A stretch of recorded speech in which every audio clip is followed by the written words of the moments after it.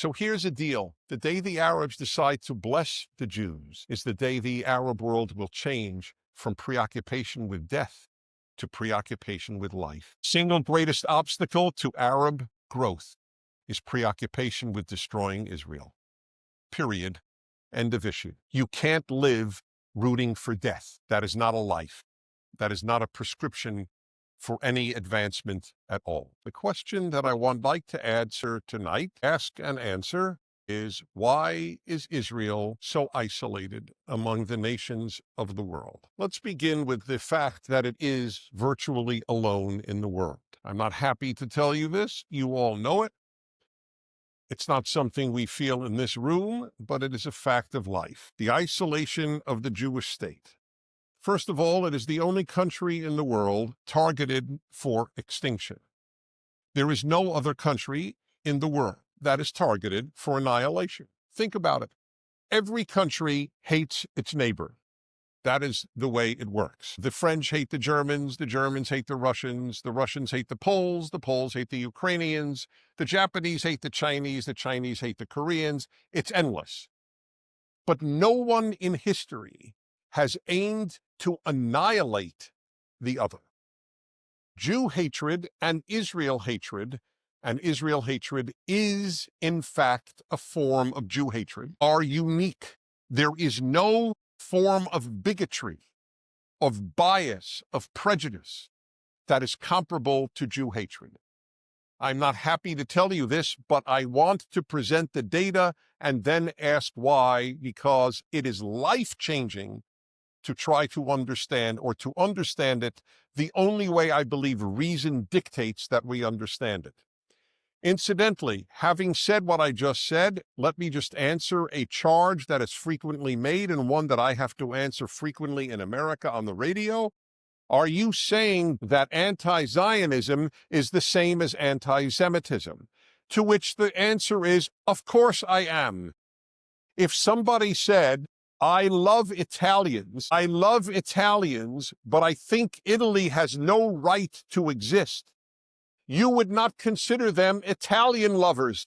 The idea is an absurdity. I love pizza. I love Verdi. I love Puccini. I love Vivaldi. I love the great Italian artists and architects, but I think Italy should be destroyed doesn't win you over, Italian fans. They understand you are an enemy of the Italian people. Anti-Zionism means that of all the countries in the world, only one do you deem unworthy of existence, and it happens to be Israel, and Israel happens to be the only Jewish country.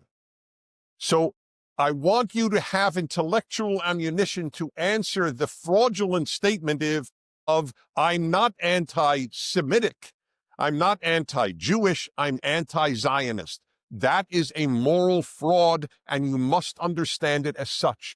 To isolate of all the countries in the world, only the Jewish one. I get these calls on the radio, and these are not bad people. Some are bad, but not all are. Some actually say, well, Dennis, it's just not right. They took over Palestinian land, or whatever the argument will be made. So I always ask these people, did you ever call a talk show host and complain about Pakistan's existence? Of course, the answer is no. It's a rhetorical question. But they don't even know why I'm asking the question. But most people in the world don't know this.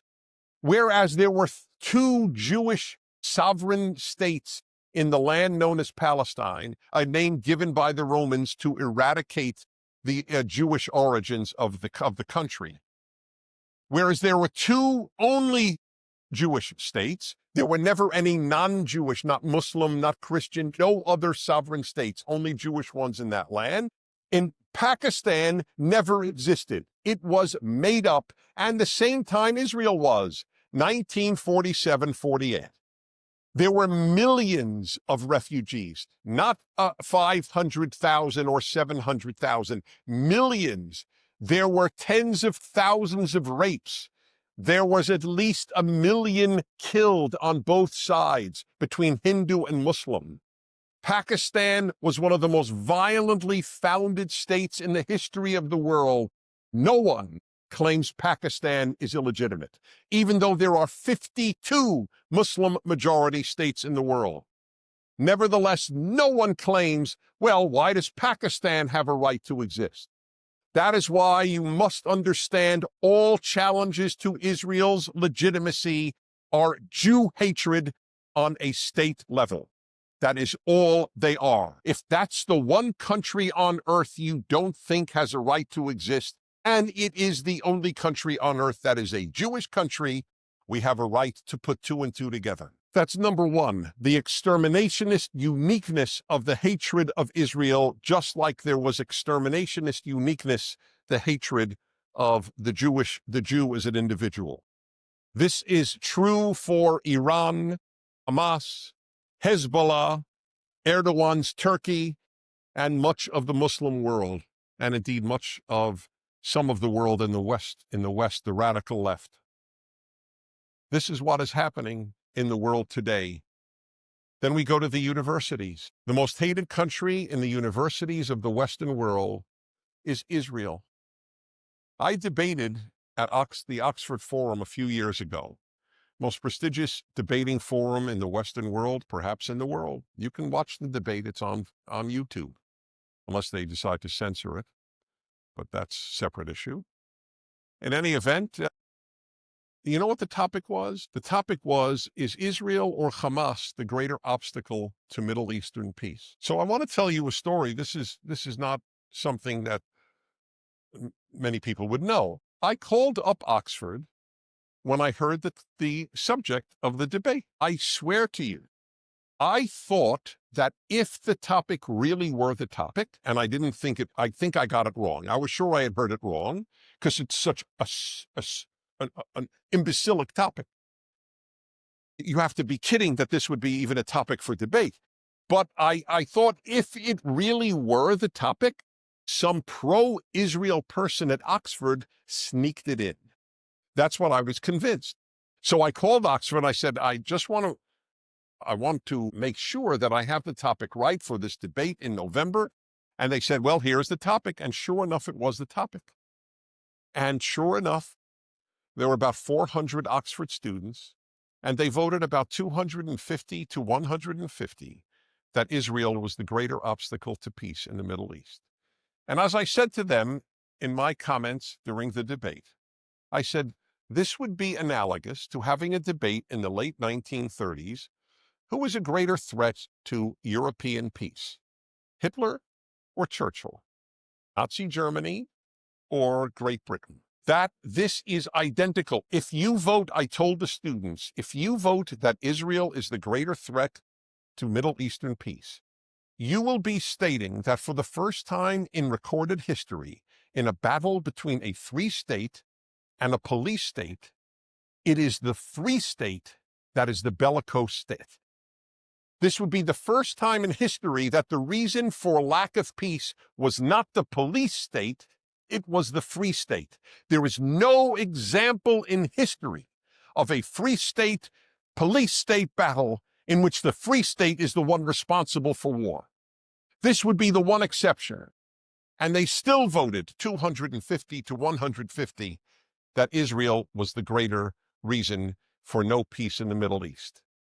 Hamas is, for all intents and purposes, a Muslim version of the Nazi Party. It has one raison d'etre, one reason for being, to annihilate the Jewish state. It doesn't care about building hospitals. It doesn't care about building schools. It cares about building tunnels to send its people to murder as many Jews as possible. That is it. There is no other function. I will talk about this pervasive no other function, no other reason for existence in parts of the Arab and Muslim worlds in a moment. But the second place that isolates Israel for opprobrium is the university. The university is the center of Israel hatred in the Western world. I tell American Jews that it's something they should be aware of because there is in American Jewish life, there may well be here as well, I don't know, I simply don't know. But in America, when you ask a Jew, how are you? There's a good chance that the answer will be, My daughter is at Yale. That is how an American Jew is. Not fine, not well. It means nothing. Their health is tertiary. First and second is what college their daughter or son goes to. I actually believe that the worship of the university is a form of avodah zarah, a form of idol worship in Jewish life. But I'll tell you one thing that I do warn Jews about, and that is this. I hope you're in cognitive dissonance, I tell my fellow American Jew. That which you most revere is our biggest enemy, turns out to be our biggest enemy, and that which you most fear turns out to be our best friend. You most revere the university, turns out to be our biggest enemy. You most fear Christians, who turn out to be our best friends. If that doesn't drive a Jew to drinking, nothing will. That is the very definition of cognitive dissonance. I will talk more about the Christian aspect as well in a moment. But please understand the university. You know how bad it is? I debated at UCLA, that's the University of California, Los Angeles. I debated the head of the Department of Jewish Studies. You know what the subject of that debate was? Is there a moral difference between Israeli and Palestinian society? He said no, and I said yes. Did you hear what I said? This is the chairman of the Department of Jewish Studies, not the Department of Islamic Studies. The Department of Jewish Studies debated me at UCLA on that issue, claiming there is no moral distinction between Israel and the Palestinians. A society that takes in people wounded in the Syrian civil war, gives them free treatment and surgery, sends them back, and they can never tell that it was a Jew who saved their lives or they will be dead, versus a society that pays money to people whose family members have slaughtered Jews in Israel. The head of the department, that Department of Jewish Studies at UCLA, incidentally, invited one of the most pro-BDS spokesmen in the country to give a speech on Abraham Joshua Heschel. You don't know how bad the university is. You probably don't. I do, because I spend a great deal of time on my national radio show in the U.S. talking about it. But it has infected Jewish life in America just as badly as it has infected anyone else. It got so bad that the Hillel at Princeton disinvited the deputy foreign minister of Israel, at which point Michael Oren, the former Israeli ambassador to the United States, said no Israeli should go and speak for Princeton's Hillel again. Now, for the record, Hillel apologized, and I give them credit. But what would even lead them to begin with? A Hillel, supposedly representing Jewish students, says that the deputy foreign minister of Israel is not welcome to speak at the Hillel of Princeton University. So we have here the world, we have the universities, and we have, of course, the United Nations. The United Nations has spent more time condemning Israel than any other country in the world. More time on Israel than anything else. If an extraterrestrial came and visited Earth, they would go to the UN to find out what Earth was about. And they would find out a very interesting thing, that the biggest issue on planet Earth was a place called Israel. So they would go back to their interstellar place, and then they would give a report, and they would say, well, the biggest issue for these Earthlings is a place called Israel. Apparently, it's what they call a Jewish country. And then they would ask the spy, oh, really? How big is Israel? Then they would look it up, and they would find that it was smaller than El Salvador. And that would be a bit disturbing, and he would never be sent again on an interstellar spy mission. They would think he was out of his mind. It makes no sense. In the entire world of 7 billion people, a country that has in it about, 6, 7 million people, whatever the number is now, that's the greatest issue on Earth? It is. That's my point. But it's not my point. I'm getting to my point. My point is to get you to wonder, as I do, how do you explain all of these phenomena? And then there are the media. I can't speak for ABC, your ABC. I can speak about the CBC and the BBC and America's ABC.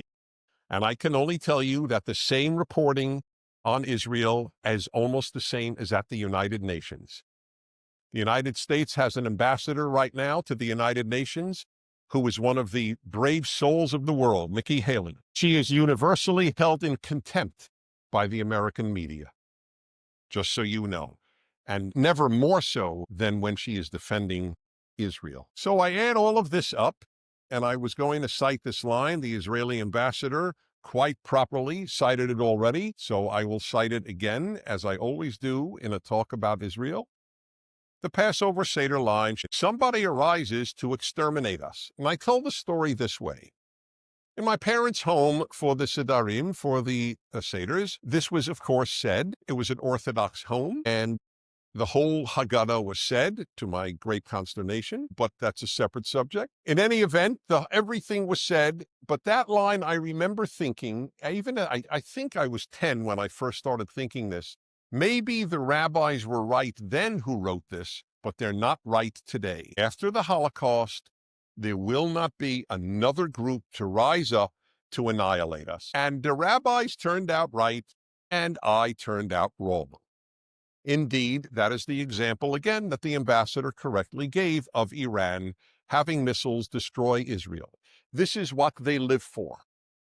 Why, again, I'm leading up to a point here. Why for thousands of years has it been correct to say lechalotenu, which literally means to put an end to us, not to oppress us, not to persecute us, not to enslave us, to end us? So here is my challenge to Jews and to non-Jews.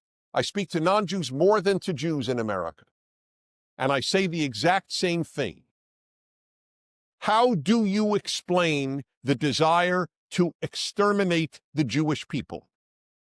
How do you explain the centrality of the Jew in the world given the tiny numbers of Jews, the centrality of Israel given how small Israel is? And here is my challenge, and I say this as a Jew who is not wearing a yarmulke or a kippah.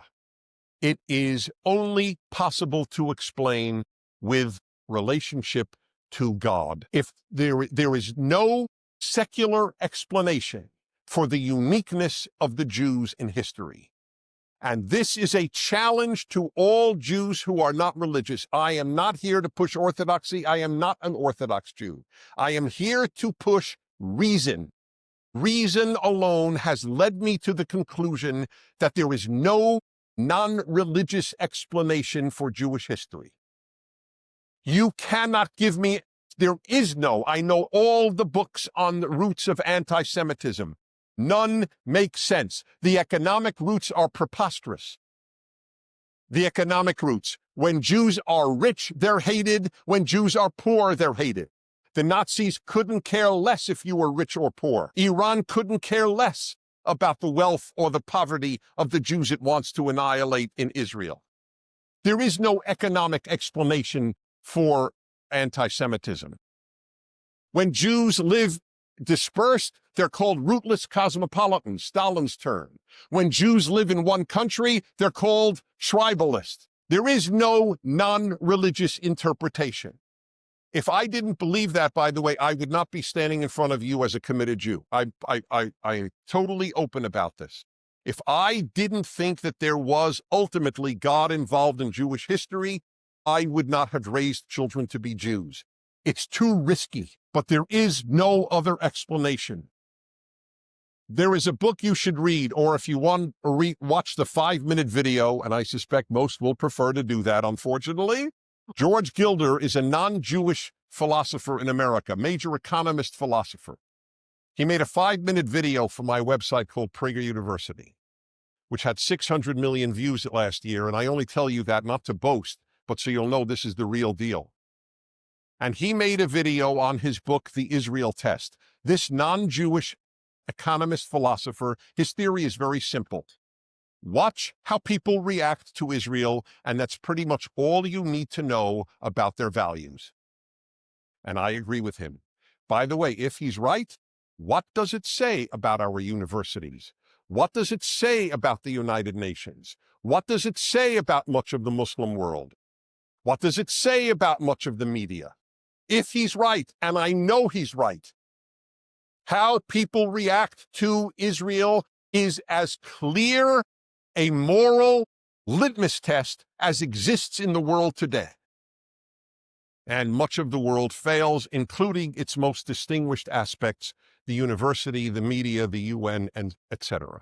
This is the reality in which we live. The Jews are the miner's canary. Miners take canaries down to mines because when there are noxious fumes, the canary dies immediately, before the miner even knows there are noxious fumes. And the miner knows the canary died, we better fight noxious fumes or we die. And I tell non-Jews all the time, they're my primary audience, if you don't understand that, you will die, because the noxious fumes only begin with the canary, they never end with the canary. The Jew haters begin with Israel, begin with the Jew, but they never stop with the Jew. Hitler didn't stop with Jews. The non-Jewish fools who didn't understand how evil Hitler was because they dismissed him as a Jewish problem ended up with 50 million non-Jews dead in World War II. We have a very miserable role in the world. It is. Tevye in Fiddler on the Roof said, God, why don't you choose somebody else for a change? There is no Jew who does not relate to that lament. How about, not because I'm anti-Burmese, but maybe choose the Burmese for a generation, the Paraguayans for another generation. Let us live a boring life. Jews pray for boredom, but we're not allowed it because we're the chosen people. We're here to confront the world with right and wrong. That doesn't mean Jews are better. There are plenty of disgusting Jews, and there are plenty of beautiful goyim. Everybody in this room knows that. The issue isn't any superiority of the Jews. It is simply a fact that the Jews represent something transcendent in the world that the world would like to extinguish. That's what this is all about, and Jews need to know it, and they don't. Religious Jews don't speak about this much, and non-religious Jews don't speak about this at all. But as I said, there is no secular explanation for the loneliness of the state of Israel. Israelis don't know it, and non-Israelis don't know it.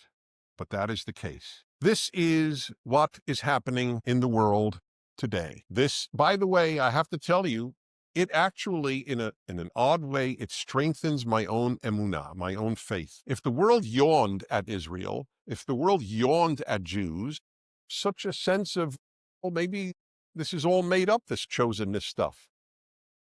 But the preoccupation with the Jew, and now the preoccupation with Israel, and the division of the world based on how it reacts to Israel. You know why Christians support Israel?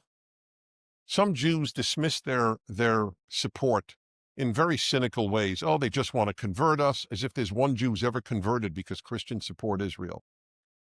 Well, they do it because they want to bring Jesus back for a second coming. The head of the biggest Christian organization supporting the Jews, Kufi, Christians United for Israel, Pastor John Hagee, has said over and over and over and over, there is nothing a Christian can do to bring Jesus back. The second coming will come in God's own time. It has the support for Israel is for one overwhelming reason. I've heard it over and over. I speak in churches at least as much as in synagogues. And this is the reason. They quote the Torah. And the Torah says in Bereshit, in Genesis, God says to Abraham, I will bless those who bless you and curse those who curse you. And Christians, oddly enough, believe the Torah is the word of God. If Jews believed in the Torah as much as Christians did, the Mashiach would come. So they actually believe that when God says, I will bless those who bless you, he means it. And guess what? That's exactly what has happened, even if you're an atheist. Those who bless the Jews end up blessed. Those who curse the Jews end up cursed. Spain was thriving until it cursed its Jews. And then it went on a 500-year decline from one of the greatest powers on earth, one of the greatest sources of great literature, art, and military power, to just Spain. That's what happened. That is exactly what happened. The Germans suffered plenty for their cursing the Jews. You may not think they suffered enough. That's between you and God. But they sure suffered. They lost a lot of people. They had a lot of rape. They lost half their country under communism. for 50 years. And by the way, Germany is disappearing. The German birth rate at this rate, there may be more Jews in 100 years than Germans. I'm not rooting for it. I'm merely telling you that the hand of God works.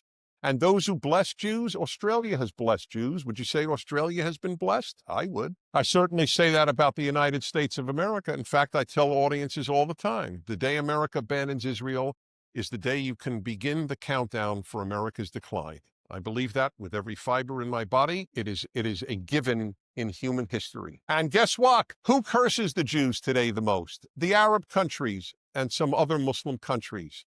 And guess what the most benighted part of the world is?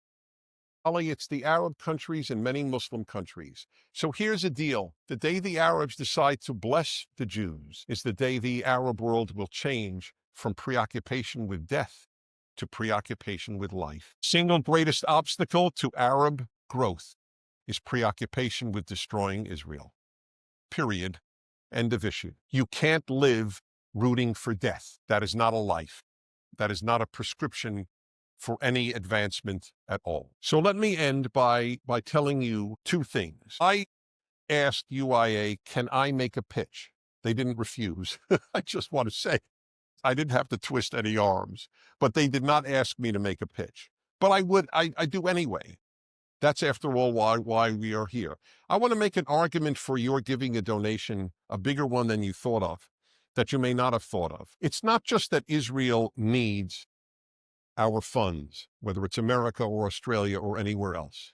That's true, it does, when you think about how much it has to spend on defense. But there's another factor in Jews' support of Israel. It is read by Jews' enemies. If they see a diminution in Jews' support for Israel, they are emboldened. And if they see an increase in diaspora Jews' support for Israel, they are not emboldened. It sends a message. In other words, a contribution to Israel is a vote of support. It is not merely a dollar or whatever the currency of any given country might be. That's huge. If it said, well, with all the turmoil, Australian Jewry gave even more this year than ever before, that's a big deal. Or LA Jewry or New York Jewry or American Jewry, it's a big deal. Because I'm worried about the next generation of Jews in America, and you may be one or two generations behind, but you also have universities, and you also have media, which tell lies about the Jewish state. So you can't get too cocky. It's a big problem everywhere. And finally, I have ended every appeal I've ever made for Israel with this story, because it's a true story, and it's so powerful, at least I felt it's powerful. In my 20s, because of my field of study was communist affairs, I was at the Russian Institute at Columbia University, where I studied Russian and communism. So I spent a lot of time in communist countries in my 20s. One of them was Bulgaria. And I got along with people because Bulgarians all spoke Russian, so I got along fine with them. And one year I was invited by a Bulgarian family to stay with them. They had met me in East Berlin the year before. They said, if you ever come to Sofia, stay with us. You should never say that to me. I end up staying with you. So sure enough, I said, hey, I'm back. Remember the tall kid from America? Oh, yeah, we remember. Come on over. So I came over, and I spent most of a week in their home. And one of the nights, they invited all of their friends, or not all, but a lot of their friends and relatives from rural Bulgaria. It was clear, it just became clear they had never, I don't know if they ever met an American, they certainly had never met a Jew. And at one point, I dropped the J-bomb. And I said, in passing, I'm a Jew. And remember, Bulgaria saved its Jews. I was not afraid of any anti-Semitism. Bulgarians are unknown for that, but they should be better known for it. I had no fear of any anti-Semitism, but they never met one. So there was silence. And then one of them said, Jews, are they the people who all help each other? And this is 40 years later, and I have the chills recounting the story to you, that all this rural Bulgarian could associate Jews with is that we help each other. And what did I think tonight before I came up? Look at this. Jews in Melbourne inviting a Jew from California to help Jews in Israel. We are the people who all help each other. Let's continue, and thank you for having me. It's 2025. America's debt is over $37 trillion, and the dollar just had its worst crash since 1973. That puts your savings and your family's future at risk. That's why we trust Alpha Omega Gold, a company that stands unapologetically with Israel and supports Stand Tall Israel. Visit ao.gold/stand to claim your free precious metals wayfinder guide or call 1-855-426-4653 today. Protect your future before it's too late.